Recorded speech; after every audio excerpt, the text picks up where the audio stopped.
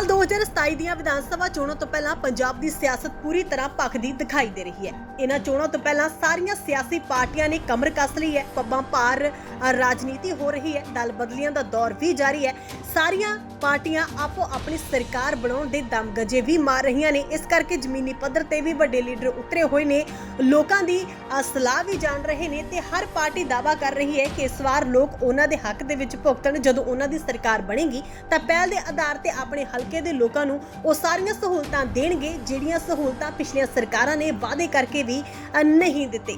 ਇਸੇ ਦੌਰਾਨ ਪੰਜਾਬ ਕਾਂਗਰਸ ਦਾ ਕਾਟੋ ਕਲੇਸ਼ ਵੀ ਕਿਸੇ ਤੋਂ ਲੁਕਿਆ ਨਹੀਂ ਹੈ। ਕਾਂਗਰਸ ਦੇ ਵਿੱਚ ਨਵਜੋਤ ਕੌਰ ਸਿੱਧੂ ਨੂੰ ਲੈ ਕੇ ਕਾਫੀ ਹਲਚਲ ਮਚੀ ਹੋਈ ਹੈ। ਹਾਲਾਂਕਿ ਉਹਨਾਂ ਨੂੰ ਪਾਰਟੀ ਤੋਂ ਸਸਪੈਂਡ ਕਰ ਦਿੱਤਾ ਗਿਆ। ਉਸ ਤੋਂ ਬਾਅਦ ਉਹਨਾਂ ਦੀ ਚਰਚਾ ਇਹ ਹੋ ਰਹੀ ਸੀ ਕਿ ਉਹ ਬੀਜੇਪੀ ਦਾ ਰੁਖ ਕਰ ਸਕਦੇ ਨੇ, ਕਿਉਂਕਿ ਨਵਜੋਤ ਸਿੰਘ ਸਿੱਧੂ ਲਗਾਤਾਰ ਸਿਆਸਤ ਤੋਂ ਬਾਹਰ ਚੱਲ ਰਹੇ ਨੇ।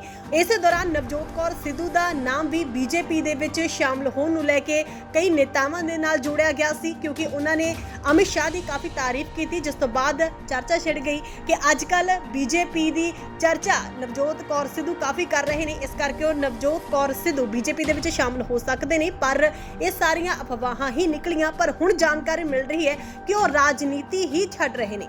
जानकारी मुताबिक नवजोत कौर सिद्धू का बड़ा बयान इन्हीं दिनों सामने आया। ऐसा लग रहा है कि धरती पे कहीं स्वर्ग में घूम रही हूँ। जैसी दुनिया की जैसे कलयुग में सतयुग का में सपना देखते हैं हम हर दिन हर रात, तो आज एक सपना मेरा जैसे लगा साकार हुआ। आंखें बंद की और गुरुजी से जुड़ी, तो मतलब इतनी बड़ी सेवा। मुझे लगता है कि राजनीति ख़त्म करके संतों की सेवा बहुत है।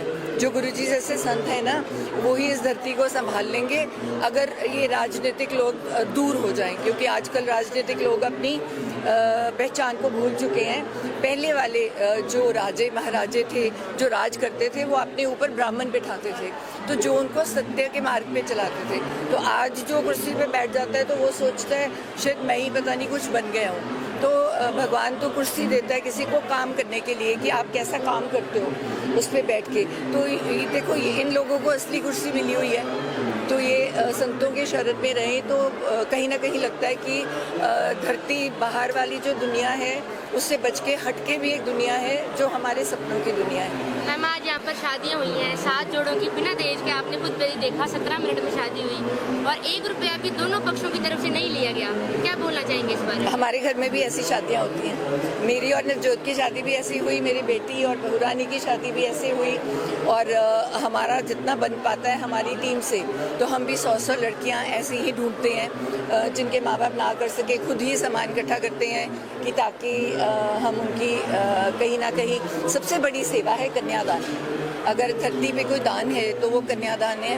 और ये एक ऐसी जगह है जहाँ पे एक पुरुष और महिला को बराबर समझा जाता है। तो मेरे हिसाब से जो बाहर की दुनिया है उसमें तो बिल्कुल ही छोटा समझा जाता है औरत को। तो यहाँ औरत को जो मान और दर्जा मिलता है, अगर वो बाहर भी मिल जाए, बराबर का मिल जाए, तो मुझे लगता है कि तभी कलयुग से आधा सतयुग तो उसी दिन बदल जाए। जिस दिन आप अपने घर में, जैसे मेरे घर वाले कहते हैं, नवजोत कहते हैं, और मेरा बेटा जैसे अपनी बीवी को पूजता है, क्योंकि उनके बिना घर में कुछ नहीं होता। मेरी माँ है घर में, उनके हिसाब से ही घर चलता है। जो बड़े बुजुर्ग हैं और जो औरत की पूजा करते हैं, औरत की तरह से अपना घर चलाती हैं, वही सुखी हैं। तो ये इनको आशीर्वाद दूंगी। तो गुरुजी से जुड़े हुए हैं, बहुत अच्छी अपने बच्चों को भी ये संस्कार दें, क्योंकि हमने यहाँ से कुछ नहीं लेके जाना, सवाए अपनी जो सेवा हम करते हैं जिसके प्रति हमें कोई कुछ वापस ना लेना हो, और जितना समय हम भगवान का नाम लेते हैं, ये 2 चीज़ें हमारे साथ जाएंगी।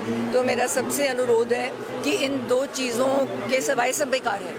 तो जितना अपना समय है तो अपना भक्ति में लगाएं और सेवा में लगाएं। तो मैम